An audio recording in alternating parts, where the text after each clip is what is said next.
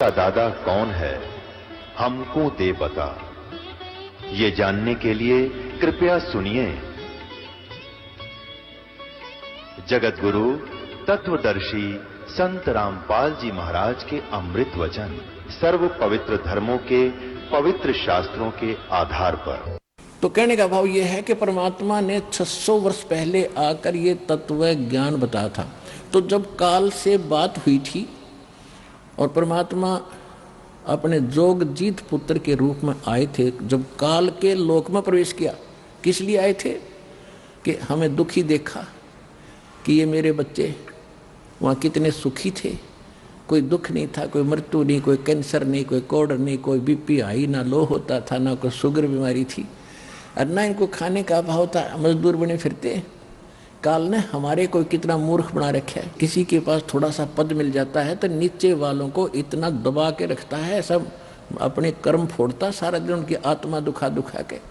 चाहे कोई फैक्ट्री मालिक है, चाहे कोई IAS IPS अधिकारी है, या कोई डॉक्टर इंजीनियर जज है, ये नहीं देखते तुम कर क्या रहे हो, उनको ज्ञान नहीं है, किसी की आत्मा दुखावे। होय होय उसका ये परमात्मा के बच्चे हैं। आप कहते हैं जो तगड़ा व्यक्ति और निर्बल को सताता है उसकी आत्मा रोती है। आत्मा रोती है क्योंकि वो मुकाबला तो कर ही नहीं सकता किसी भी तरीके से। ताकतवर मीन जैसे कोई पद की ताकत है, पोस्ट की ताकत है, या वैसे अपने कोई घर कबीले में घने व्यक्ति हो जाए उनकी ताकत है, स्वयं बलशाली है।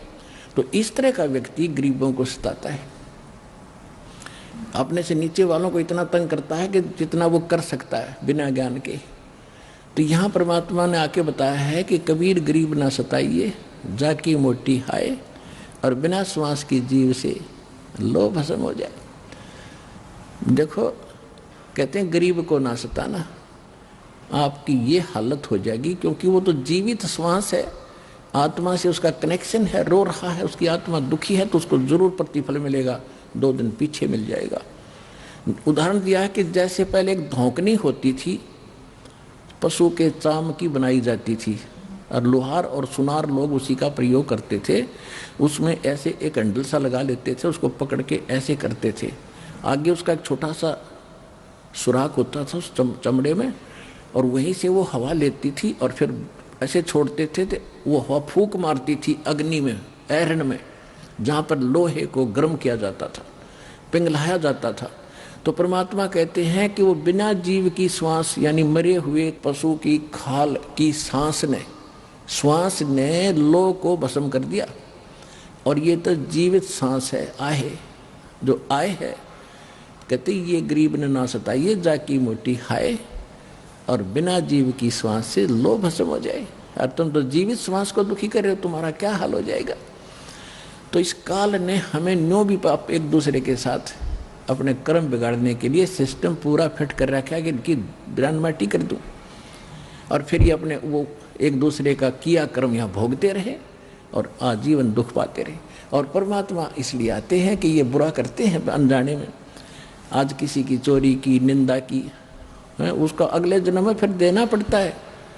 कोई दामाद बनकर लेगा, बेटी भी लेगा, धन भी लेगा, और फिर मर जाएगा, वह बेटी विधवा होगी, फिर उसके पालन पोषण में बच्चों के लागा रहेगा वो मूर्ख। तो ये तो यहाँ की व्यवस्था है, इसको समझना पड़ेगा। और उसी को समझाने के लिए भगवान आए कि मेरे बच्चे देख कितने दुखी हो गए, इनको वहाँ कोई अभाव नहीं था, देख किसी अक्ल मारी गई इनकी। तो जिस माता पिता के बालक बिगड़ जाए किसी कारण से भी, उसको चैन नहीं पड़ता। जब तक उसकी पार बसाओगे न सोचेगा ये कभी सुधरे और वापस आ जा, और फिर मैं सीने से लगा लूँ, इनको सारी संपत्ति दे दूँ, मैंने क्या करना है। तो वो हमारा पिता है। हम गलत आदमी इस काल के आके फंस गए। ये गंदा आदमी है, ये कति झूठा कपटी, हर तरह से हमें मूर्ख बनाकर यहाँ पर फांस रहा है। इसको श्राप लगा 1 लाख मनुष्य शरीरधारी प्राणियों का आहार करने का, इसलिए हमें पाल रहा है। अपने स्वार्थ में सारी बुराइयां करवाता है। आप देखते हो बीड़ी, शराब, तंबाकू, फीम, सुल्फा, भुक्की, ये खाने की चीज़ है, मांस ये खिलाता है ताकि इसका टेस्ट बने। हम स्थूल शरीर से जो खाते हैं, एक अंदर शरीर है सूक्ष्म, उसके अंदर ये सारी वासना डिपॉजिट हो जाती है, इसमें समा जाती है। कुछ अधिक आहार तो लग जाता है शरीर के पोषण में, स्थूल के शेष जो वासना है उसका टेस्ट होता है, वो अंदर जाता है, समाता है जीव के माध्यम से, और फिर इनको ये कवर तो ऊपर रह जाता है, यही छोड़ जाते हैं। सूक्ष्म शरीर जब जाता है मनुष्य का, एजडित रहता है, जब तक दूसरे प्राणी में नहीं जाता ये सूक्ष्म शरीर एजडित होगा। तो ये तो ऐसा है जैसे सर्प कांचली छोड़ जाता है और सर्प अलग होता है। तो हम तो उस कांचली की क्रियाक्रम में लगे रहते हैं यहाँ पर, वो कभी गंगा ठा के ले जाएंगे, कभी कितब कर्म कराएंगे, वो सांप तो जा चुका है, वो तो है नहीं इसमें। तो उस जीव को फिर तपस्या पर डालता है, वहां उनको बुरी तरह तड़फाता है, क्योंकि जिसने ज्यादा हुक्का पी रखा है, जिसने ज्यादा शराब पी रखी है, मांस खा रखा है और ज्यादा भूखी पी रखी है, कोई नशेली वस्तु है, कि वो टेस्ट है उसका, उस काल का, मन का, ये मन उसका एजेंट है। तो उनको ज्यादा समय तक उस तपस्या पर जलना पड़ता है, वहां चटक मटक होते, हाहाकार मचती है। जिन्होंने थोड़ा ये बकवाद कर रखी होती है, वो थोड़े समय तक तपस्या पर रहता है। तपत की टुकड़ी एक तवी है, तवा समझ लो, बड़ी ये तई होती है, बड़ी बड़ी रोटी बनाने की, इन पर रखते हैं भट्टियों पर, इस तरह की बहुत बड़ी है पत्थर की, और उसमें अपने आप गर्म होती है, उसके फारेनहाइट का भी अंदाजा नहीं कितनी गर्म है। और जिन्होंने ज्यादा यह मांस शराब तम्बाकू प्रयोग कर रखा है और वासनाएं की है, तो वो ज्यादा समय तक दुखी रहते हैं, बहुत समय तक, उनको बहुत समय ज्यादा माल होता है उनमें, तो देर से निकलेगा सारा। और जिन्हें कम कर रखे हो जल्दी फारिग होकर गधे कुत्ते बनोगे, फिर जाना कहीं नहीं, रहना यहीं पर है। तो जहां पर ये तपस्या पर जीव भुनने जा रहे थे, परमात्मा वहां आकर खड़े हुए, अपने पुत्र जोगजीत का रूप बना के। उधर से काल ने पहले तो उन बच्चों को समझाया जो वहां दुखी हो रहे थे, वो पूछ रहे कि हे परमात्मा, परमात्मा के वहां पहुंचते ही कबीर भगवान के, उनकी सब की जलन बंद होगी। वो भट्ठी न्योकी नो जल रही है, तई तो न्योकी नो गर्म ऐसे ही, और उनका कोई आंच नहीं, जैसे प्रहलाद भगत के आंच नहीं लगी।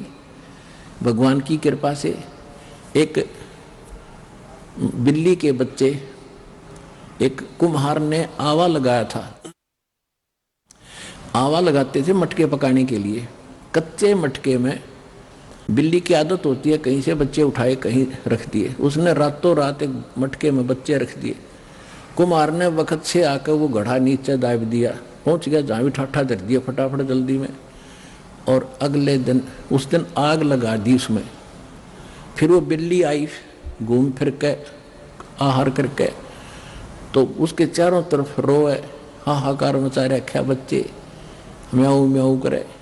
तो कुम्हारी बड़ी दयालु थी, भक्त थी भगवान की, पूर्व जन्म की, वो संस्कार देखो कैसे बिगड़ते हैं और कैसे बनते हैं। तो उस कुम्हारी को पता लग गया कि ये तो बिल्ली के बच्चे इसकी मटके में रह गए और अब हमारे वश से बाहर की बात हो गई।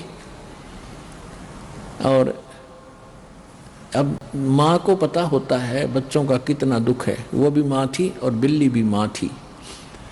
तो उस कुम्हारी ने मालिक से अर्ज लगाई, हे परमात्मा, हम पर पाप बनेगा, गलती बन गई, हे दाता इसके बच्चे बचे। उधर से वो बिल्ली भी पुकार रही थी। तो मालिक ने क्या किया, देखो पूर्व जन्म के दास जो आपको कह रहा है, ये काल कैसे बर्बाद कराता रहा, क्योंकि ऐसी परिस्थितियां पैदा कर देता है कि हम अपनी पूंजी को नाश करते ही रहे। अब देखो आपने पुणात्मा, ये तत्व ज्ञान है, ये रामकृष्ण की स्टोरी तक कोई सुना देगा, खड़ा होगा, कितने भी सुन लियो तुम, 5-4 संस्कृत श्लोक बोल देगा, तुमने राजी कर देगा, दक्षिणा लेगा, ये होता ही रहा अभी तक। ये तत्व ज्ञान है जिसका सब तरह का निष्कर्ष निकलेगा।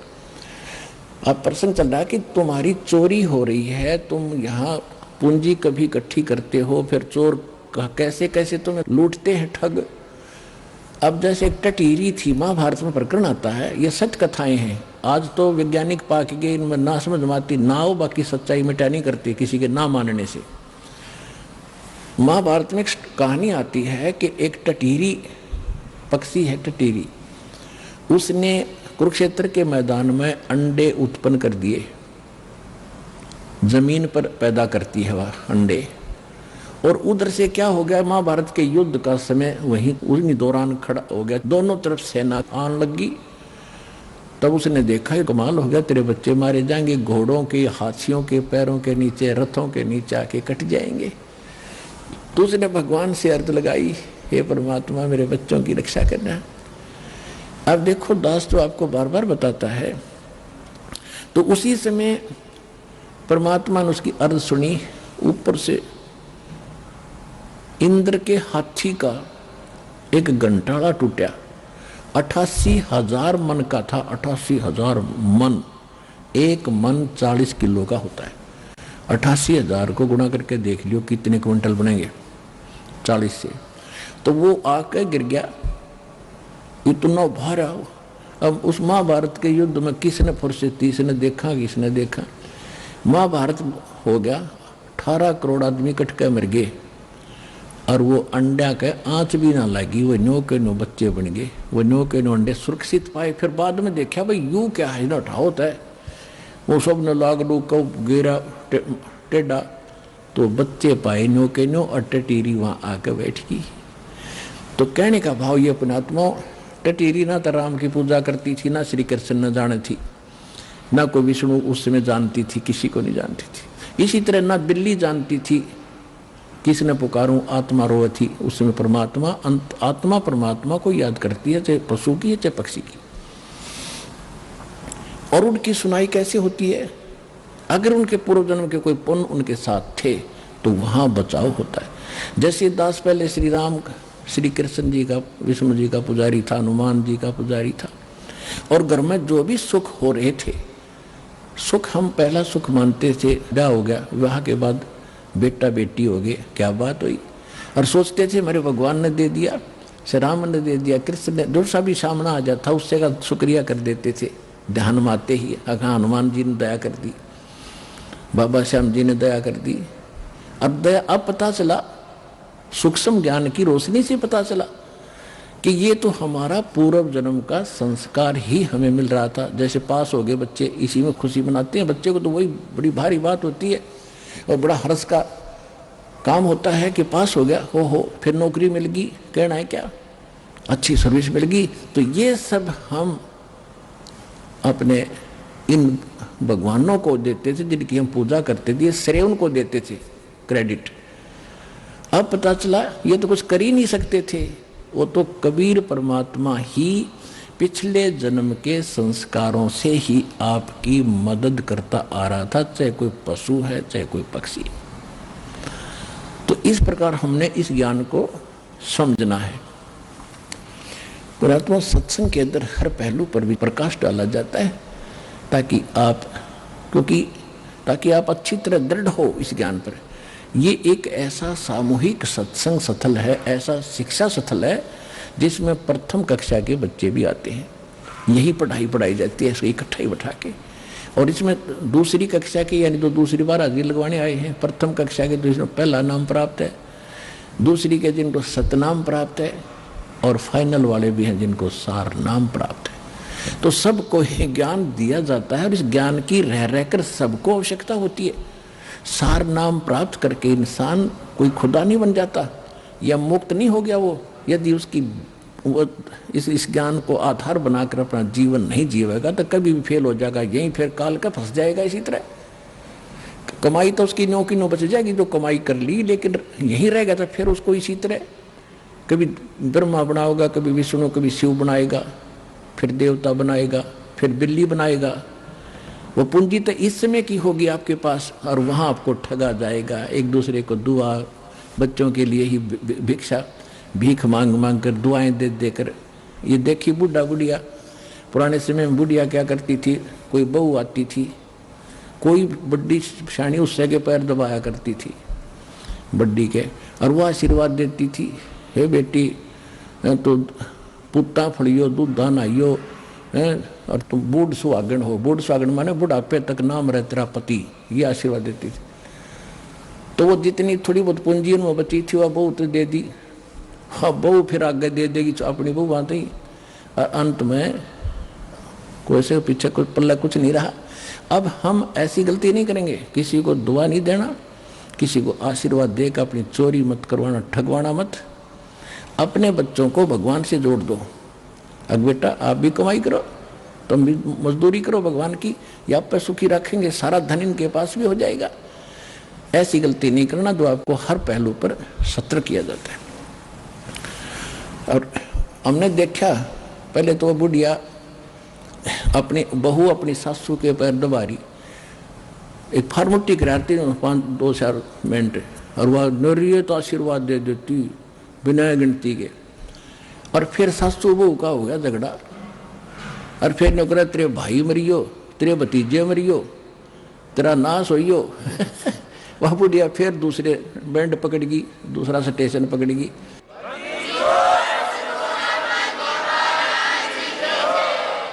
तो 9 प्लस माइनस करके कुछ तो दुआ में खोए, कुछ बददुआ में खो दिया। बुढ़िया गुतरी बन गई, गधी बनकर घूमे, फिर अपना खाली होगी।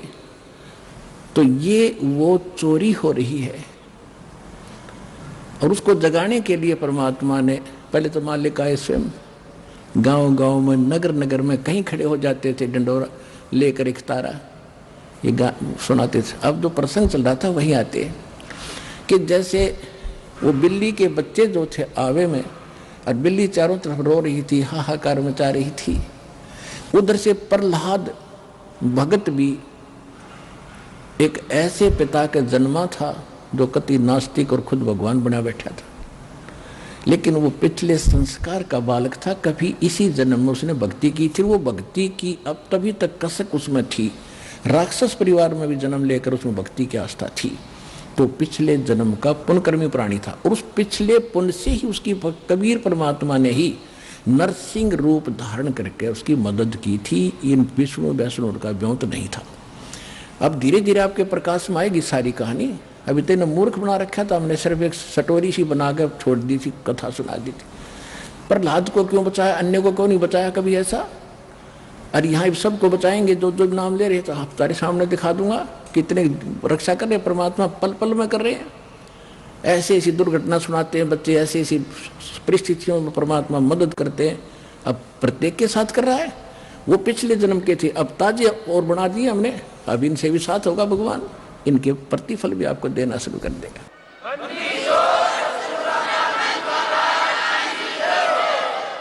तो प्रहलाद कच्चा पक्का था। प्रहलाद के पिता ने बचपन से तो भगवान की भक्ति करता था, लेकिन विष्णु का पुष्प जैसे भी सुना ज्ञान किसी ऋषि से, नारद जी ने उसको गर्भ में शिक्षा दे दी थी, जो वो गर्भ में था माँ के।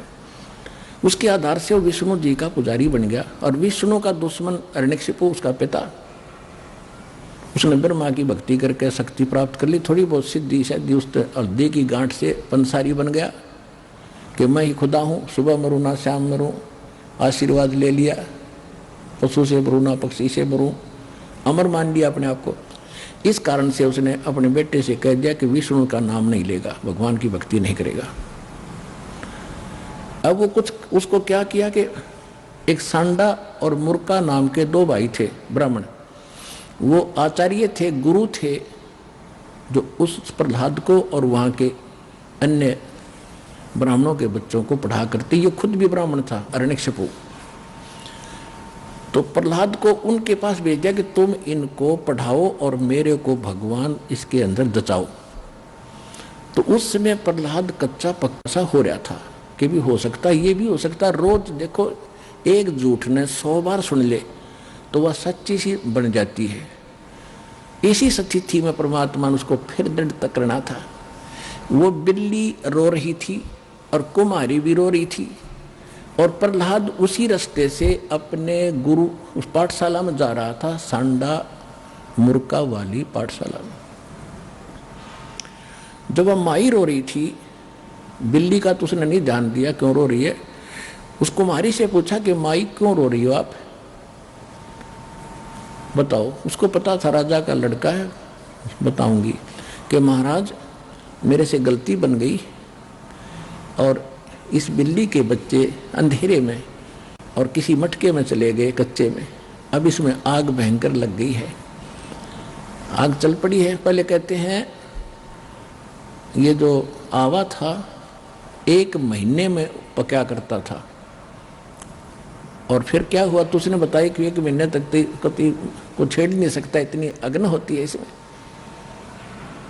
तो उस प्रहलाद ने पूछा फिर आप कैसे रक्षा करोगे?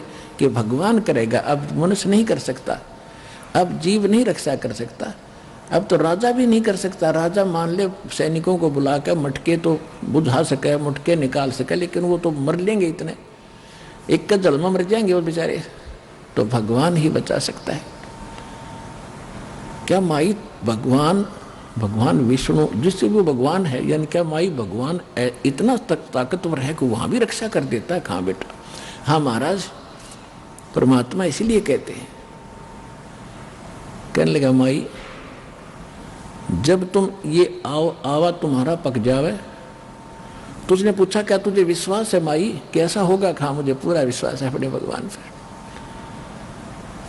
तो उसने प्रहलाद ने कहा कि जब तुम्हारा ये आवा पक जावे, ये किलन मटके पकाने का भट्ठा, उसको आवा बोलते हैं, पूजा आवा, तो जब ये पक जाओ तो मुझे बुलाना, उसके बाद इसको खोलना, और यदि ये बच्चा जीवित पागे तो मैं भी इस भगवान के अतिरिक्त किसी को मानूंगा नहीं, किसी की भी।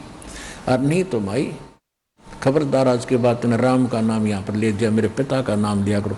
उसका रंग तिड़ गया था थोड़ा सा, तुझे मालूम नहीं मेरे पिता को पता लग गया तेरे को जान से मरवा देगा।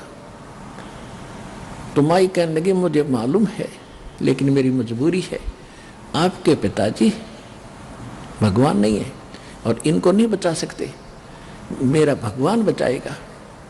इस कारण से क्या हुआ, परमात्मा ने ऐसी अगले ही दिन ऐसी ठंडी हवा चलाई, वो तो लीला थी दाता की। 3 दिन के अंदर, पहले 1 महीने में पकता था, 40 दिन में, 3 दिन में आवा पक के तैयार हो गया और आग बुझ गई, कति ठंडी होगी। अब राजा के लड़के का आदेश था, जब प्रहलाद आया पाठशाला में जाने के लिए, कहा महाराज आज आवा मालिक की दया से 3 दिन में पक गया, आज हम इसको खोलेंगे। प्रहलाद वहीं बैठ गया, अब खोलो। वो निकाला, एक मटके में जिसमें वो बच्चे थे उसका अग्नि की आंच भी नहीं लगी थी, न्यू का न्यू कच्चा था, बच्चे सुरक्षित थे।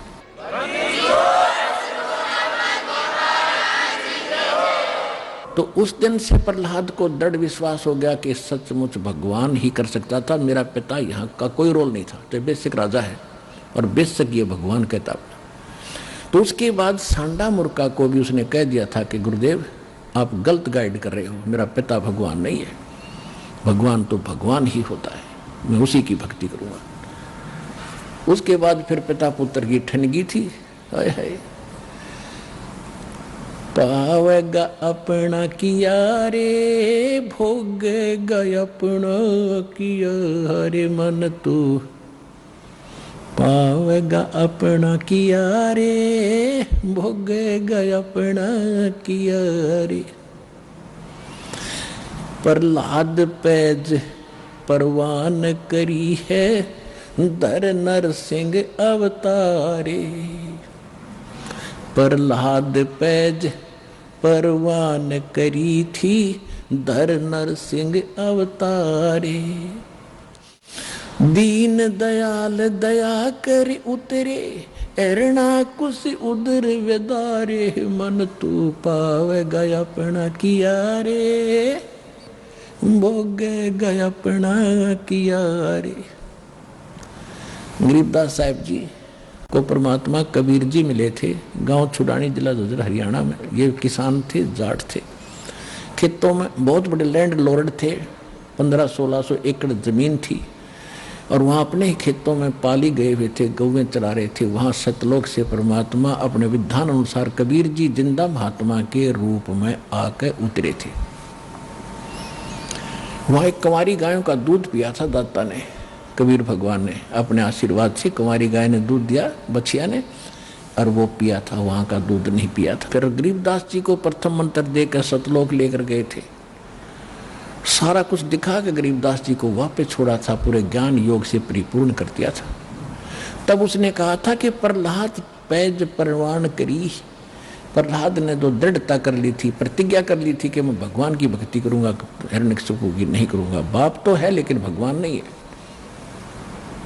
कहते हैं उसकी जो पैज थी, प्रतिज्ञा थी, उसको परवान करना, यानी उसको सिरे चढ़ाया, उसकी रक्षा की, उसको सफल बनाया। और दीन दयाल कबीर भगवान दया कर उतरे, वहां से अवतरित हुए ऊपर सतलोक से, और हिरण्यकशिपु उदर विदारे, हिरण्यकशिपु का पेट पाड़ के आंत काट दी बाहर, नरसिंह रूप बना के। अपनात्मा ये है तत्व ज्ञान। अब धीरे धीरे आपके कत्ती देखो, वो जूठा फेट हो रहा था, वो तो नकली पेंट था, अब ये रेग मार लगा रहा दास साथ में, और ये असली पेंट ही वो होगा अपने, और ये कभी नहीं उतरेगा, ये फेड भी ना होता फिर सदा एक सा ही रहेगा।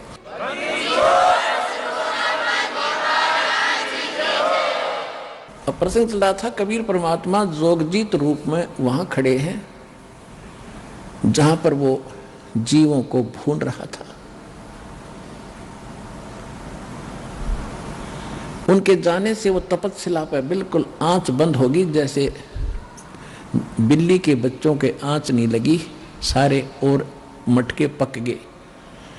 टटीरी के बच्चे वहां बचा दिए दाता ने 100 कारण बना के, कहते 100 छलछिद्र मैं करूं अपने जन के काज, हिरण्यकशिपु जो मार दूं मैं नरसिंह दर के साज, कबीर परमात्मा कहते।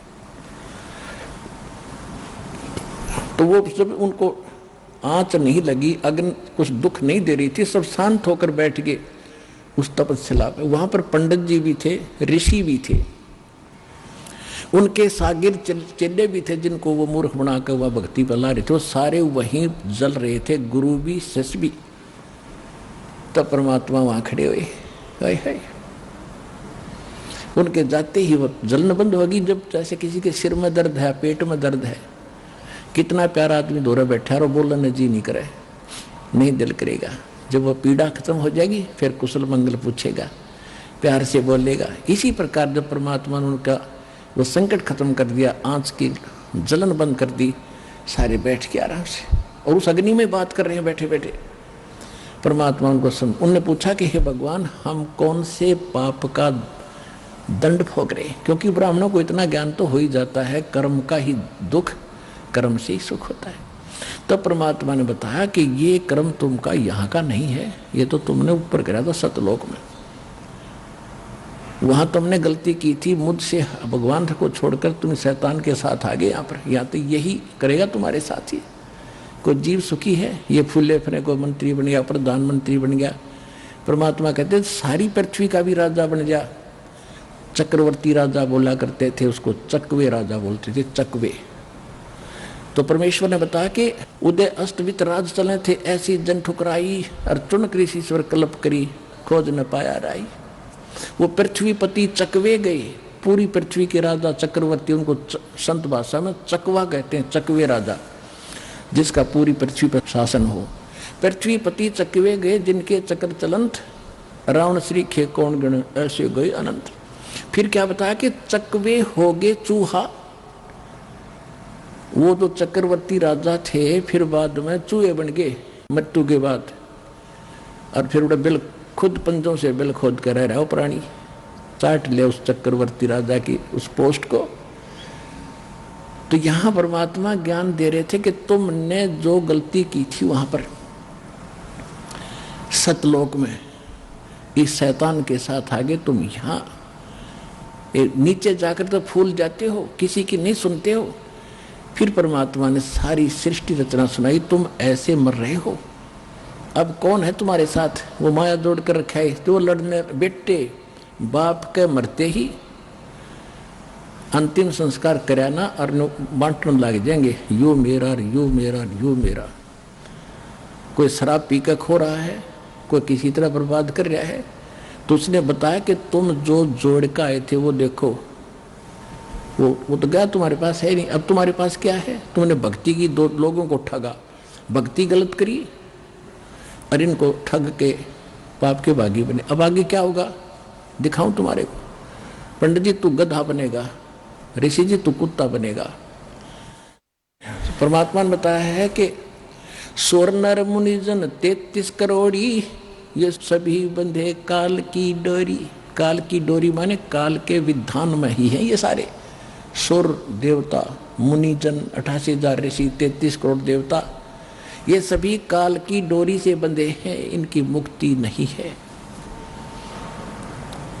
ये भी ऐसे जन्म मरण के अंदर। तब उस परमात्मा ने सारी कहानी बताई। तो फिर वो रो रहे हैं, वो ब्राह्मण भी और उनके पुजारी, वो यजमान भी साथ दुखी। वहां पर 1 लाख थोड़े हों क्या, पूरा टोल बैठा था, रिश्तेदार भी वहीं पर, राजा भी वहीं पर। राजा भी मरा हुआ होता, वो कुछ अमर है सारे, वो सब रो रहे हैं। राजा से पूछ रहा परमात्मा, कहाँ गया तेरा वो साजबाज, कहाँ तेरी वो सेना, अब तेरा जूते मारेंगे गिर के यहाँ पर ये यम के दूत दे वो खड़े सामने, अब ले जाए पकड़ के तुम्हें, इस पर तो हो लो फारेग तुम एक बार। फिर सभी रो रहे हैं, चिल्ला रहे हैं कि परमात्मा हमें बचा दो, हमारे मोक्ष करा दो। परमात्मा बोले कि जब तुम जाए धरो जग नर देहा, जब तुम संसार में जाकर मनुष्य जीवन प्राप्त करो, तब तुम करना मम सत शब्द स्नेहा, तब तुम मेरे इस सच्चे ज्ञान को पर विश्वास करना, प्रेम करना, जो मैं आज बता रहा हूँ। फिर मैं वहाँ नीचे जाके ज्ञान देऊंगा, लेकिन तुम सुनते नहीं हो। तब उन्होंने कहा कि हे भगवान, अब जीव कहें सुनो पुरुष पुराना। अब पता लग गया कि ये वास्तव भगवान ये है। पुराण, पुरुष पुराण माने सनातन परमात्मा, पुरुष माने परमात्मा, पुराना माने सबसे आदि का। जीव कहें सुन पुरुष पुराना, देह धर विसरो नहीं ज्ञाना। हम फिर मनुष्य जीवन पाओगे तो ज्ञान में भूलेंगे नहीं। युग काल सबसे पहले यही बुलाता है, या माँ के गर्भ से आते इसलिए पता ही नहीं मैं कौन था, कहाँ से आ गया। तो वो काम भी भगवान ने आके करना पड़ता। तू कौन है, कहाँ से आया था, तू यहाँ क्यों दुख पा रहा है, तू यहाँ का वासी नहीं है, तेरा लोक कोई और है जहाँ कभी मृत्यु नहीं, जन्म नहीं होता था, कहीं रोग नहीं था, कोई विछोड़ नहीं था। आज कितना सुंदर परिवार तुम्हारा, कितने बच्चे प्यारे लगते हैं। बिल्कुल सही है। और 1 मिनट में ना बेटे का पता, ना बेटी का, ना बाप का, कुंबा का कुंबा मर जाता है। फ्लड में लाखों लोग मर जाते हैं। ओए होए होए। पुण्यात्मा हो तो परमात्मा ने उसको बताया, कहने लगे जी हम जब आप आओगे हम खूब आपका ज्ञान सुनेंगे, आपकी भक्ति करेंगे। परमात्मा बोले मुझे मालूम है जी तुम भक्ति करोगे, जाओ अब तो तुम मजबूरी में तो सब कहते हैं दुख में सुमरण सब करें, सुख में करे ना कोई, जय सुख में सुमरण करे तो ये दुख का ही गुण होए। सुख में सुमरण किया नहीं और दुख में करते याद, कह कबीरता दास की फिर कौन सुने फरियाद। अब आप चिंतित ना होना कि अब दुख में हम आए हैं कभी हमारी फरियाद ना सुने ना। ये तो उस समय की बात थी जब तक ये ज्ञान भगवान ने प्रचार और यह जड़ी ना दी थी, तब तक कोई बेशक पुकार करें जाओ जिसका पूर्व संस्कार नहीं है उसको कुछ नहीं मिलना, और कुछ मिलना है तो पूर्व संस्कार से ही मिलना था। अब आपको पूर्व संस्कार तो आपका सुरक्षित है ही, लेकिन आगे जो भक्ति बता दी इससे आपकी रक्षा होगी, आपकी पुकार भी सुनी जाएगी, आपके संकट भी दूर होंगे, आपका रोग भी दूर होगा, आपका मोक्ष भी होगा। ये तो नए सिरे चादर हो गए।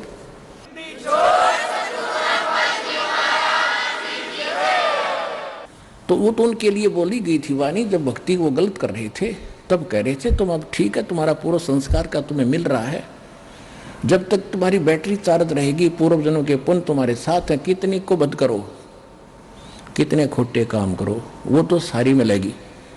लेकिन आगे फिर जब आपत्ति शुरू होगी तब रोग भगवान को, फिर नहीं सुनेगा तुम्हारी। उनको कहा कि ईब जैसे अब मालिक को तो पता ही था इनकी ब्रेन मैटिक हो ही रही है, अब जो सुख में लगे हैं वो तो सुखी चल ही रहे हैं ना, तो उनको दुखाने थे, क्योंकि या तो दोनों भोगने होते, पुण्य और पाप भी। दास देख रहा है सन 1993 से नाम दे रहा है और 20 वर्ष हो गए पूरे होने को जा रहे, तो उससे लेकर आज तक जिनने नाम ले रखा है जो ठीक मर्यादा में चले हैं, कोई आपत्ति नहीं, उनको पता भी नहीं दुख की चीज हो से। और यहाँ आप देख रहे हो 90% नए आ रहे हैं जो हाहाकार मची है, हाहाकार, सब क्या दुखी, कोई कैंसर है, किसी का कुछ है।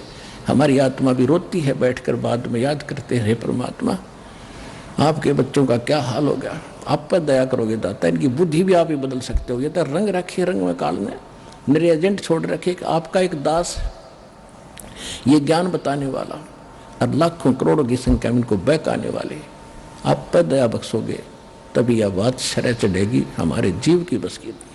क्योंकि भगवान जब दया बख्शेंगे जब आप सच्चे दिल से यो मान लोगे Kabir is God, nothing else, और कोई मदद कर भी नहीं सकता। तो ये सारा ज्ञान सुनाने का दास का उद्देश्य भी यही है कि आपको सब प्रमाण दिखा के ये सिद्ध कर दूं कि ये परमात्मा है, इसके बिना सुख कोई दे नहीं सकता, कर्म संस्कार बदल नहीं सकता। और ये अब आपको मिल गया, इसका विधि मिल गई, ये दास ने जो विधि बता दी ये भगवान मिल गया आपने। जैसे पानी प्राप्त करना है, पानी प्राप्त करने के लिए हैंडपंप लगाने की विधि बता दी, हैंडपंप सफल कर लिया तो पानी मिल गया, राम मिल गया आपको, यहीं पर राम मिल गया। और वहां सतलोक में जाओगे तो वहां तो परमात्मा है ही सब कुछ आपका। ये काल का लोक है, इससे बाहर निकाल कर आपको सुख होगा। यहाँ सुख तो ये अस्थायी है, यहाँ सुख भी दे देंगे, राजा बना दिया फिर गधा बन जाएगा। परमात्मा ऐसी गलती ना करें, आपको ऐसा नहीं देंगे। अब भगत होगे तो अपने हिसाब से तुम्हें यहाँ से निकालने के तरीके अपनाओगा, यहाँ की जो आवश्यक सुविधाएं वो अवश्य देगा, दयालु है। लेकिन आप मांगोगे बकवाद तो वो नहीं देगा, तो उसको मालूम है। जैसे अब्राहिम सुल्तान अदम कितना बड़ा राजा था, कितना सुख था, उसको मालूम था ये पुण्यात्मा पिछले पुण्य को भोग रहा है, बकवाद में लगा हुआ है। 16,000 तक ब्याह करवा लिए उस मूर्ख ने थोड़े से जीवन के में है, और फिर फूला फूला खूब धन वो था पिछले संस्कार का, पिछले दान पुण्य कर रखे थे उसने। जब वो सम्मान वाली आत्मा थी कि राजा बना शेरवान शहर में, और फिर उसके बाद फिर उसके दान करवाया दाता ने। कभी फिर सुनाएंगे कथा, जो पुराने उनको मालूम है। उसी पुण्य से राजा बना हुआ था, उसे भोग रहा था, फिर वो गधा बनता जाए। फिर मालिक ने उस प्यारी आत्मा को उस नरक से निकाला, राजपद छुटवाया, उसके पीछे पड़ गए। और जब उसने ज्ञान हुआ तब उसका समझ में आया सचमुच मैं तो गधा था, कति बेगार कर रहा था। फिर परमात्मा ने कह भी दिया था कि जा अब्राहिम, अब ज्ञान तुझे होगा तो राज कर ले। हाथ जोड़ लिए दाता, अब उस नरक में ना भेजो। अब तो पता लग गया मजदूरी कर लूंगा, लकड़ी तोड़ के बेच के गुजारा कर लूंगा दाता, तेरा आपका साथ रहे मेरे। मोक्ष चाहिए मुझे, अब कुछ नहीं चाहिए। और हम मांगे भगवान से ये दे दे, ये दे दे, वो दे दे, मांगने की जरूरत नहीं। आने के बाद या तो आपने मांगने की जरूरत नहीं, बालक नहीं, आप उसके बच्चे हो। आज आप उसके बच्चे होगे, बेटा बेटी होगे। जिस दिन आपने यहाँ नाम ले लिया, 2 प्रकार के बच्चे होते हैं, एक तो शरीर से, उसको बिंद के कहते हैं, और एक नाद के, नाद जो वचन शब्द के। तो आज आप इस दास के माध्यम से वचन के बेटा बेटी होगे, मेरे बेटा बेटी होगे, तो भगवान के बेटा बेटी हो। थोड़ा दादा हो गया ना, समझो वो के दूर है।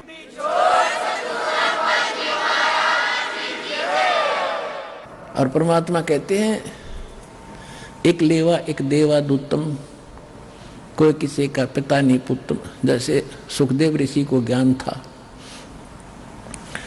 और व्यास जी के घर उसका जन्म हुआ, उसकी पत्नी के गर्भ से 12 वर्ष में तो माँ के गर्भ से बाहर आया था। अब देखो पुण्यात्माओं, ज्ञान हो गया, ज्ञान तो करा देते हैं सभी, भाई भगवान की भक्ति करो नहीं तो ये हो जाए। अब ज्ञान हो गया, समाधान नहीं तो खा का वो ज्ञान। अब सुखदेव ऋषि को गर्भ से ही पता था कि बाहर जाते ही मैं अचेत हो जाते हैं, और ब्रह्मा विष्णु महेश से निकल रहे रजगुण ब्रह्मा सतगुण विष्णु तमोगुण शिव, ये गुण ये हमें अचेत करते हैं, फिर हम भूल जाते हैं उद्देश्य को। अब मुझे याद है कि मनुष्य जीवन केवल परमात्मा पाने के लिए मिला है। बाहर जाकर परिवार मोह में फंस जाते हैं, भगवान भूल जाते हैं। इसलिए माँ के गर्भ से निकलते ही 12 वर्ष के शरीर एकदम बाहर आते, 12 वर्ष का शरीर हुआ। पहले तगड़ी तगड़ी माताएं भी तगड़ी तगड़ी होती थी, और नाल को अपने कंधे पर डालकर उठकर चल पड़ा। वेद व्यास जी ने कहा कि बेटा 12 वर्ष इंतजार की, तेरी पुत्र होगा। ऋषियों को पता लग जाता है बेटा है कि बेटी, उनकी दूरदृष्टि काम करती थी। पहले ये तो कोई था ही नहीं, लड़का ना हो लड़की ना हो, कोई हो मालिक थे, ये डिस्टर्बेंस नहीं थी जो अब शुरू कर रखी है अनजानपने में। तो सुखदेव ऋषि ने कहा था कि एक लेवा एक देवा दूतम, और कोई किसी का पिता नहीं पुतम, ऋण संबंध जुड़ा एक ठाठा, अंत में सब 12 बैठा। कि पिताजी ना जाने कितनी बार तू मेरा बाप और मैं तेरा बेटा हो लिया, ना जाने कितनी बार मैं तेरा बाप और तू मेरा बेटा हो लिया, ये पूरी चिट्ठी मेरे पास है। और इब क्या गलती करूं नहीं, मैं शक्ल भी ना देखूं तेरी बाप, मेरी मोह हो जाएगा आपके अंदर। यूं कहकर पिछले संस्कार से सिद्धि से उड़कर चला गया, पिछला बैटरी चार्ज थे। अब उसको ज्ञान भी था, राजा जनक गुरु भी बना लिया, और फिर भी मोक्ष नहीं, क्योंकि राजा जनक कोई ज्ञान नहीं था कि जितना ज्ञान था बता दिया। विष्णु का पुजारी था, विष्णु लोक में वो चला गया राजा जनक, विष्णु लोक में सुखदेव चला गया। अब राजा जनक को परमात्मा उस समय भी मिले थे, लेकिन जब घने ठाठ से थे, वो समय नहीं था जो दास आपको यहाँ लाना चाहता है भी, कि ये समय था मोक्ष का। राजा जनक जो थे पहले सतयुग में राजा अम्बरीश थे, वो भी विष्णु पुजारी थे, और ये दुर्वासा जैसे ऋषि तोब थे, बड़ी सिद्धि वाले थे, सब उस तो डरते थे। अम्बरीश ऋषि ऐसे साधक थे, शील संतोष के थे, पिछले जन्म के संस्कारी थे। दुर्वासा की सिद्धि ने भी काम नहीं किया उसके ऊपर, आप पे फेल हो गया, बल्कि राजा अम्बरीश के पैर पकड़कर जान बचवाई थी उस दुर्वासा ऋषि। और वही ऋषि अगले जन्म में फिर राजा जनक हुआ, और वही राजा जनक फिर चला गया स्वर्ग में। रास्ते में काल कैसे चोरी करता है, कैसे ठगता है आपको। पुण्यात्माओं, एक एक पर्सन को ध्यान से रखना, प्रत्येक में एक न्यारा न्यारा गुड़ रहस्य निकलेगा। जब राजा जनक ने अपने शासन काल में, जीवन काल में राजा था, बहुत गुणे धर्म पुण्य किए थे, बड़ी बड़ी यज्ञ की थी, 100 मन घी की, सैकड़ों की संख्या में, और काफी दान किया था, गौवें दान की थी ब्राह्मण ऋषियों को। लेकिन वो मंत्र ठीक नहीं थे, जैसा किया दान धर्म वो तो मिलेगा ही मिलेगा। तो राजा जनक जब जाने लगा, विमान में बैठकर जा रहा था, काल के दूत वहां से, रास्ता था एक, वहां से ले जा रहे थे। वो काल के दूत नहीं थे उसके साथ, उसके साथ थे विष्णु जी के गण, विष्णु जी के गण, और साथ में कुछ यमदूत भी उसी जहाज में बैठे जा रहे थे। तो वहां जाकर जब एक नरक के साथ से उनका विमान गुजर रहा था, तो नरक के अंदर 12,000 आत्माएं अपने किए हुए पाप कर्मों का वहां दंड भोग रहे थे, हाहाकार मचा था, चिल्ला रहे थे। और वो राजा था, दयालु राजा था, अपने राज्य में किसी को कोई दुख होता था तुरंत उसका निवारण करता था, उसको शांति देता था, किसी को दुखी नहीं होने देता था। तो जब उसने वहां जाकर हाहाकार मची देखी तो कहा कि पार्क दो, विमान रोको। विमान रोक दिया कि ये चिल्लाहट कहां से आ रही है, कौन दुखी है इस नगरी में। उन्होंने बताया जी ये नगरी नहीं है तो नरक है, इसमें 12 करोड़ आत्माएं इसमें दुख अपना कर्म का दंड भोग रही हैं।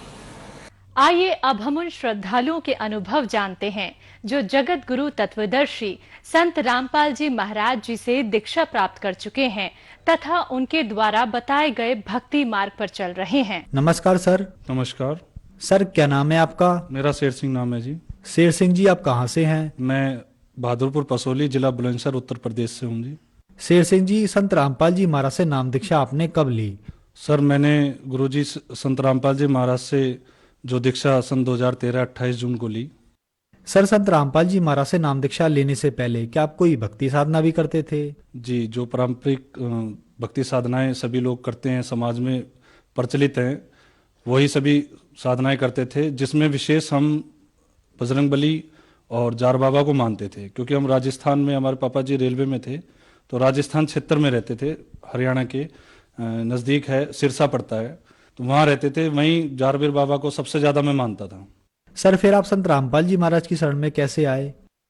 सर, कारण ये है, दास ने जो मैंने बचपन से ही बहुत दुख उठाए हैं। मैं 10 वर्ष का था, सन 95 में मेरी मम्मी एक्सपायर हो गई थी और मैंने अपने आप बना के खाया और बहुत दुख थे, सभी ताने मारते थे क्योंकि मैं पढ़ाई में भी कमज़ोर था। और चलते चलते शादी भी होगी मेरी। शादी होने के बाद में हमारी जो घरवाली है वो बीमार रहना चालू हो गई। उस पे ऊपरी चक्कर भी काफी हो गया था, भूत प्रेत का, और बीमारियां बहुत ज्यादा आ गई थी। तो चलते चलते सर ऐसा हुआ कि एक बार हम इतना परेशान हो गए थे, 26 जनवरी 2012 की बात है ये। वो इतना बीमार हुई थी कि उनको एक तो थायराइड था, और दूसरा जो उनको एक समस्या हो गई थी कि ट्यूब प्रेगनेंसी होती है वो रह गई थी। बच्चा पेट में रहने की बजाय, बच्चेदानी में रहने की बजाय जो ट्यूब के अंदर रह गया था, जिसकी दवाइयां लेने की वजह से वो ट्यूब प्रेगनेंसी जो क्लोट हुई, तो वो पेट के अंदर ही ब्लडिंग सारी क्लोट हुई, जिसकी वजह से हम परेशान हुए। डॉक्टर के पास में गए, डॉक्टरों ने मना कर दिया, और फिर जिला बुलंदशहर में अपने ही डिस्ट्रिक्ट में हम उन्हें लेके पहुंचे। वहां पहुंचने के बाद में डॉक्टर ने उनको तुरंत ऑपरेशन बोला, क्योंकि काफ़ी ज़्यादा खून उनका अंदर पेट के अंदर जा चुका था। तो डॉक्टरों ने तुरंत ऑपरेशन बोला, ऑपरेशन हुआ। ऑपरेशन होने के बाद में हमारी जो घरवाली थी वो बच गई, लेकिन बीमारियों का और ऊपरी हवा का इतना ज़्यादा असर हो चुका था उनके ऊपर कि वो सामने बैठ के अपने सामने बताती थी कि ये औरत मेरे को लेके जाएगी। ऐसा होते होते होते होते काफ़ी समय बीत गया। इतनी ज़्यादा बीमार हो गई वो कि बहुत ज़्यादा, वो हर समय ये कहने लगी, चिल्लाने लगी कि भाई मैं परेशान हूं, मेरे को ये लेके जाएगी, ये बोलेगी। जो मैंने मंदिर बना रखा था अपने झार बाबा का और बजरंग बली का, जिनकी साधनाएं मैं करता था, उन्हीं के सामने बैठ के वो रोने लगी कि ये औरत मेरे सामने बैठी है और ये मेरे को लेके जाएगी। तो मैं भी काफी परेशान हो गया। उन्होंने दोनों ने सोचा कि भाई कर्ज हम पटा नहीं सकते, क्योंकि नौकरी चली गई, नौकरी भी नहीं है हमारे पास में, पैसा भी नहीं है, और कर्ज काफी था, और कर्ज हम किसी का दे नहीं सकते। तो हमने सुसाइड करने की सोच ली थी। और समय आया भी, मैं जो गोलियां होती हैं सल्फास वगैरह की, जो वो लेके भी आया मैं घर पे। और जिस दिन हमें खाना था, पहले हम दोनों, मियाँ बीवी दोनों, बच्चे सुआने के बाद में दोनों हम रोते रहे, और इतना रोए कि 3-4, हमें 3-3:30 का टाइम हो गया था रोते रोते। तो कैसे ही दोनों जैसे बैठे थे आपस में गले लग के जो रो रहे थे हम, तो आंख लग गई, और आंख लगना हुआ है हमारा। और उसके बाद में क्या हुआ कि हम सुबह उठा, और उठ के जैसे मैं नहाने के लिए चला, तो चैनल पर एक संत रामपाल जी महाराज की मैंने सबसे पहले सत्संग सुना। उन्होंने कहा कि कोई भी दुख है वो परमात्मा टाल सकता है। तो ये चीज मेरे को हर्ट करी। भाई भक्ति तो मैं भी बचपन से करता आ रहा हूं, लेकिन ऐसी क्या चीज है कि जो ये संत पहली बार इस चीज को कह रहा है। मैं तुरंत वहीं नहाना बंद करके मैं बिल्कुल सामने टीवी के सामने बैठ गया और उनका पूरा सत्संग सुना। सत्संग सुनने के बाद में कुछ अंदर से प्रेरणा जगी। फिर मैं अगले दिन टीवी को चलाकर बैठ गया, जब उन्होंने गीता खोल के हर चीज बिल्कुल क्लियर करके बताई कि हम भक्ति जो कर रहे हैं वो शास्त्र अनुकूल नहीं कर रहे। और ये चीज मैंने गीता में उनके बताए हुए अनुसार देखी, व्रत के लिए उसमें मना कर रखा, वो चीज सब देखने के बाद में मेरे को लगा कि हाँ, हम भक्ति गलत कर रहे थे। तो मेरे अंदर से एक प्रेरणा उठी कि जो पुस्तक उसमें ऐड आ रहा था ज्ञान गंगा पुस्तक का, कि ये मंगाई जाए। तो मैंने वो पुस्तक मंगवाई, और मंगवाने के बाद में पढ़ी, और पढ़ने के बाद में मैंने सारी वेदों से, गीता से मैच की। और जब मैच करने के बाद में मेरे को पूरा दृढ़ विश्वास हो गया कि इस धरती पर कोई संत है तो संत रामपाल जी महाराज है, और कोई परमात्मा है तो वो कबीर साहिब ही है। तो मैंने अंदर से प्रेरणा की कि मालिक, मेरे पास पैसे के नाम पर 1 रुपया भी नहीं है, अब ऐसी कोई कृपा करो कि जो मुझ पे पैसे आए और मैं संत रामपाल जी महाराज जी के आश्रम पे बरवाला में पहुंच जाऊं। तो जब मेरी प्रेरणा हुई, मैंने प्रार्थना की गुरु जी से, संत रामपाल जी महाराज से। तो दूसरे तीसरे दिन मेरे जो मैं ट्रेनिंग की थी मैंने पुलिस की, उसके कुछ पैसे रुके हुए थे 5,000 के समथिंग। वो पैसे मेरे तीसरे चौथे दिन अकाउंट में आ गए, और मैंने भी प्रण कर लिया था कि जिस दिन पैसे आ जाएंगे मालिक, मैं संत रामपाल जी महाराज आपके चरणों में आ जाऊंगा। तो मैंने वो तुरंत खाते से पैसे निकाले, और अगले दिन मैं पूरे परिवार के साथ बरवाला आश्रम संत रामपाल जी महाराज जी के यहाँ पहुंच गया। वहां जाने के बाद में मैंने जब व्यवस्थाएं देखी वहां की, तो बहुत ही विचित्र व्यवस्थाएं थी। फ्री में खाना, नहाना, सब चीज बिल्कुल फ्री की। और जैसे मैं पहले धन सतगुरु के यहाँ एक बार अपने दोस्त के पिताजी के साथ में आश्रम में गया था, तो वहां हर चीज बिकती है, पैसे से दी जाती थी। तो मेरा जो मन था वो गुरुओं से हट चुका था इन्हीं की वजह से, क्योंकि इनके आए दिन कोई ना कोई किस्से में सुनता रहता था, क्योंकि हरियाणा में वहीं पास पे रहता था, धन सतगुरु वाले के, जो सिरसा वालों के पास में ही हमारा रहना था उस समय। तो ये चीज देख के बड़ा मन हट गया था इन गुरुओं से। तो मैंने जो गुरुजी के बारे में भी यही चीज सोची थी पहले कि भाई हो सकता है इनके यहाँ भी ऐसा ही हो, संत रामपाल जी महाराज जी के यहाँ। लेकिन जब मैं बरवाला आश्रम संत रामपाल जी महाराज जी के आश्रम में जब पहुंचा तो शाम को पहुंचे थे हम, तो जाते ही पहले खाना लिया क्योंकि भूखे थे। खाना लेने के बाद में, नहाने धोने के बाद में फिर नाम दीक्षा के लिए हमने फॉर्म भरा और गुरुजी से नाम दीक्षा ली। संत रामपाल जी महाराज जी से हमने नाम दीक्षा ली। सर, जब आपने संत रामपाल जी महाराज से नाम दीक्षा ली तो नाम दीक्षा लेने के बाद क्या आपको लाभ भी प्राप्त हुए? उनके जितने भी अनुयायी हैं, हर किसी को कोई ना कोई लाभ तो जरूर मिलता है।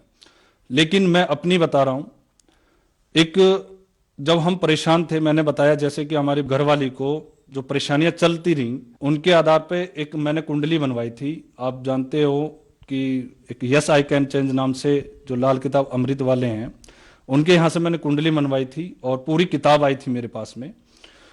और उसमें मेरी घरवाली और बड़े वाले बच्चे के लिए एक अनहोनी लिखी हुई थी कि 2016 और 17 की स्टार्टिंग में दोनों में से एक जना कोई भी खत्म हो जाएगा किसी बीमारी से। ये भविष्यवाणी थी उस कुंडली में। लेकिन संत रामपाल जी महाराज से नाम दीक्षा लेने के बाद में जैसे कि हमने ये सब चीज जल प्रवाह कर दी थी, क्योंकि इनकी हमें कोई जरूरत नहीं रही थी। तो समय चलता आया, भक्ति हम करते हुए आए। तो एक समस्या बहुत थी मेरे साथ में कि मेरे को पिछले 7 साल 8 साल से नाम दीक्षा लेने से पहले एक एक्सीडेंट हुआ करता था होली और दिवाली में। तो उसमें मेरा काफी नुकसान होता था और दिवाली के समय में आते आते पूरे परिवार बीमार जरूर होता था। लेकिन संत रामपाल जी महाराज से दीक्षा लेने के बाद में बीमारियां घर से बिल्कुल चली गई और जो घरवाली को ऊपरी चक्कर था वो बिल्कुल ठीक हो गया उसी दिन से, जिस दिन उन्होंने नाम दीक्षा ली। संत रामपाल जी महाराज से नाम दीक्षा लेने के बाद में उनकी जो ऊपरी जो बोलते हैं भूत प्रेत की व्याधा थी वो उसी दिन से खत्म हो गई है। और समय भक्ति करते आते आते सन 2016 के नवंबर में हमारी जो घरवाली है वो फिर बीमार हुई और बीमार काफी ज्यादा हुई। उनके जो लीवर डैमेज हो गया था, आंतों में इन्फेक्शन बन गया था। लोकल डॉक्टरों को हमने दिखाया और दिखाने के बाद में उन्होंने इलाज भी किया, 10-15 दिन इलाज किया, लेकिन उन्होंने फिर मना कर दिया। मना करने के बाद में फिर हम डिस्ट्रिक्ट में अपने सोम हॉस्पिटल है वहां लेके गए। वहां डॉक्टर जो हैं उन्होंने इलाज किया उनका, लेकिन 15-20 दिनों के बाद में उन्होंने भी मना कर दिया और रेफर कर दिया कि भाई इनका जो इन्फेक्शन है वो ठीक नहीं हो रहा और जो लीवर की प्रॉब्लम है वो ज्यादा बढ़ रही है। क्योंकि आते आते उस समय तक आते आते हमारी जो घरवाली है उनका पानी भी दूभर हो गया था पीना, क्योंकि जैसे ही पानी पीती थी तुरंत उल्टी कर देती थी। तब मुझे वो भविष्यवाणी जो थी, जो मैंने वो लाल किताब अमृत मंगाई थी, वो याद आई मुझे कि भाई उसमें भविष्यवाणी की हुई है कि या तो लड़का बड़ा वाला या घरवाली किसी बीमारी की वजह से खत्म हो जाएंगे। तो मुझे जब वो चीज याद आई तो मैंने तुरंत कबीर साहब को याद करते हुए संत रामपाल जी महाराज के सामने दंडवत प्रणाम किया और उनको याद किया, मालिक आपके चरणों में आने के बाद में ऐसा अनर्थ नहीं होगा, ये वेदों में भी आपने सिखाया है हमें और बताया भी है। तो मैंने तुरंत जब वो चीज याद आई तो मैंने गुरुजी संत रामपाल जी महाराज को याद किया और प्रार्थना लगाई उन्हीं से। फोन द्वारा प्रार्थना लगाई जाती है, अगर कोई संकट आता है किसी पे तो हम अपने गुरुजी संत रामपाल जी महाराज को अपनी प्रार्थनाएं बताते हैं कि गुरुजी हमें ये समस्या है। तो जब मैं उनको नामदान सेंटर लेके गया, वहां उनका नाम शुद्ध करवाया और गुरुजी का जवाब आया कि बेटा आपकी घरवाली ठीक हो जाएंगी, बस भक्ति करो और परमात्मा आप पे दया करेंगे। उसी समय उसी दिन से हमारी जो घरवाली है वो ठीक होना स्टार्ट हो गई और 10 या 15 दिनों में बिल्कुल ठीक होगी बिना दवाई गोली के। फिर उनके कोई इलाज नहीं करवाया मैंने, सिर्फ नाम शुद्ध करवा के भक्ति बढ़वाई और कुछ धार्मिक यज्ञ होते हैं जो हमारे गुरुजी करवाते हैं संत रामपाल जी महाराज, वो किए और बिल्कुल ठीक हो गई वो। तो वो भविष्यवाणी भी हमारे संत रामपाल जी महाराज ने अपनी भक्ति जो वो बताते हैं शास्त्रों अनुकूल उसके द्वारा बिल्कुल ठीक कर दी। आज भी मेरे दोनों बच्चे, मेरी घरवाली और मैं बिल्कुल ठीक हैं, कोई हमें समस्या नहीं है किसी भी प्रकार की। ये लाभ मिला मुझे। और आध्यात्मिक लाभ ये हुआ मेरे को कि मैं जिस विभाग से ताल्लुकात करता हूं, एक तो रिश्वत लेने का बहुत ज्यादा मैं आदी था, रिश्वत भी लेता था, नशा भी करता था, और एक ये कुबेर और गुटके जो ऐसी चीजें जो मेरे को हर टाइम चाहिए थे, कभी कोई भी व्यक्ति मेरी छुड़वा नहीं सका। और हमारी घरवाली ने भी काफी कोशिश की कि भाई इन चीजों को छोड़ दो, कोई एक्स्ट्रा काम कर लो। मैंने क्या एक्स्ट्रा क्या बीड़ी पीनी और स्टार्ट कर दी, ये तो छूटे नहीं, एक बीड़ी चीज और। लेकिन जब गुरुजी से प्रार्थना की, उनसे आशीर्वाद लिया, संत रामपाल जी महाराज जी से मैंने जब आशीर्वाद लिया और उनसे प्रार्थना की खुद सामने, मैंने पहले संत इस धरती पे ऐसा देखा है जो संत रामपाल जी महाराज की जो अपने भक्तों से रूबरू मिलते हैं, उनकी समस्याएं सुनते हैं, उनको आशीर्वाद देते हैं, ऐसा संत मैंने आज तक कोई धरती पर नहीं देखा। क्योंकि जितने भी संत देखे मैंने और जहां भी मैं गया वहां सब हाथ हिलाते हुए दूर से चले जाते, लेकिन संत रामपाल जी महाराज ही ऐसे देखे कि जो अपने भक्तों के पास जा जाके, अपने अनुयायियों के पास जा जाके उनकी समस्याओं को पूछना और उनका निवारण करना और आशीर्वाद देके उनकी हर भक्ति को दृढ़ करना। सर, आपने बताया कि आप पारंपरिक पूजाएं करते थे, तीर्थों पर जाते थे, आपकी पत्नी का लीवर खराब हो गया था, डॉक्टरों ने मना कर दिया था। संत रामपाल जी महाराज से नाम दीक्षा लेने के बाद उनका लीवर ठीक हो गया। सर, मेडिकल लाइन में जब कोई पार्ट्स खराब हो जाता है तो वह खराब हो जाता है, ठीक नहीं हो सकता। तो संत रामपाल जी महाराज के पास ऐसी क्या दवाई भक्ति है जहाँ मेडिकल साइंस फेल हो जाता है, उन लोगों को संत रामपाल जी महाराज ठीक कर रहे हैं? देखिए, अभी मैंने जब आपको बताया कि मैंने सब चीज शास्त्रों में, गीता जी में प्रमाण देखा। हम एक तरफ कहते हैं कि परमात्मा सब कुछ कर सकता है, लेकिन जहां संत रामपाल जी महाराज का ज्ञान आता है तो वहां लोग अलग बातें क्यों करते हैं। परमात्मा सब कुछ कर सकता है भाई, हम भी मानते हैं। क्यों? क्योंकि उन्होंने भक्ति हमें वही दी है जो शास्त्रों अनुकूल है। हमने आडंबर नहीं कर रहा। हमने जो पहले भक्ति करते थे, सारी भक्तियां करते थे, सेवाएं हमारे अंदर थी। हम कभी किसी साधु संत को अगर कोई घर आ जाता था, खाना खिलवाना, और आज भी है, कोई आए घर खाना खिलवाते हैं। लेकिन पहले क्यों नहीं लाभ मिलते? क्योंकि पहले हमने मनमानी सेवा पूजाएं कर रखी थी, अपने मनमानी सेवाएं करते थे। कहीं भी किसी ने कहा कि उस चावड़ को पूज लो, उसको पूजने चले गए। किसी ने कहा मेहंदीपुर चले जाओ, वहां चले गए। किसी ने कहा जार बाबा चले जाओ, वहां चले गए। लेकिन हमने कोई संपूर्ण भक्ति, आज तक कोई संत नहीं मिला था संत रामपाल जी महाराज के अलावा। संत रामपाल जी महाराज ने इस धरती के एक भी देवता को नहीं छोड़ा है।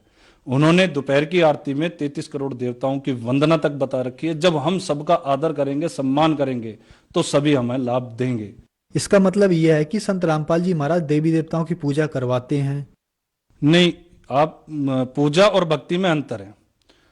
संत रामपाल जी महाराज, कबीर साहब पूर्ण परमात्मा की तो पूजा बताते हैं, बाकी सभी देवी देवताओं की आप भक्ति बताते हैं। सर, जो श्रद्धालु आज आपको टीवी पर देख रहे हैं, आप उन्हें क्या कहना चाहेंगे? समाज से, सभी से प्रार्थना है, क्योंकि सब एंड्रॉइड फोन चलाते हैं। अधिकतर 90% लोग आज के समय में पढ़े लिखे हैं और हमारे संत रामपाल जी महाराज कोई भी बात अपनी तरफ से नहीं बताते हैं। अगर किसी भी व्यक्ति को यह लगे कि इन्होंने अपनी तरफ से कोई बात बताई है, तो जो नंबर चैनल पे आते हैं आप उन पे कंप्लेंट कर सकते हैं। लेकिन पहले उस चीज को चेक करें, देखें। ज्ञानगंगा पुस्तक मंगाएं, जीने की राह पुस्तक मंगाएं, इन दोनों पुस्तकों को मंगाएं, या कोई भी एक पुस्तक, ज्ञानगंगा पुस्तक मंगाएं, आप उसे पढ़ें। ज्ञानगंगा में जो भी चीज दी गई है, वेदों के आधार पर, गीता जी के आधार पर, कुरान के आधार पर, बाइबल के आधार पर, सभी शास्त्रों के आधार पर, सभी धर्मों के आधार पर आपको पुस्तक दी गई है। वो मात्र 20 रुपए की आप किसी उससे ले सकते हैं, और यहाँ आप SMS करेंगे तो फ्री भी आ जाएगी आपके यहाँ पे। उसे पढ़ो, समझो, और समझने के बाद में जब आप उसे मैच कर लो, देख लो, तो उसके बाद में संत रामपाल जी महाराज की शरण में आए और भक्ति करें। सर, अब आखिरी सवाल आपसे, संत रामपाल जी महाराज से नाम दीक्षा कैसे ले सकते हैं? संत रामपाल जी महाराज से नाम दीक्षा लेने के लिए जो आप चैनल देख रहे हैं, इसके नीचे एक पीली पट्टी चलती है, उसके ऊपर मोबाइल नंबर आते रहते हैं। आप उन पर कांटेक्ट कर लें। वहां का आपको नामदान सेंटर का नंबर दे दिया जाएगा, एड्रेस दे दिया जाएगा। आप संत रामपाल जी महाराज से नाम दीक्षा ले सकते हैं। धन्यवाद सर। नमस्ते।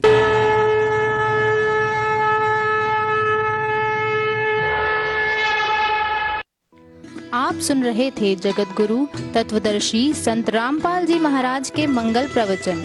अधिक जानकारी के लिए संपर्क करें 9729277503 9996904503।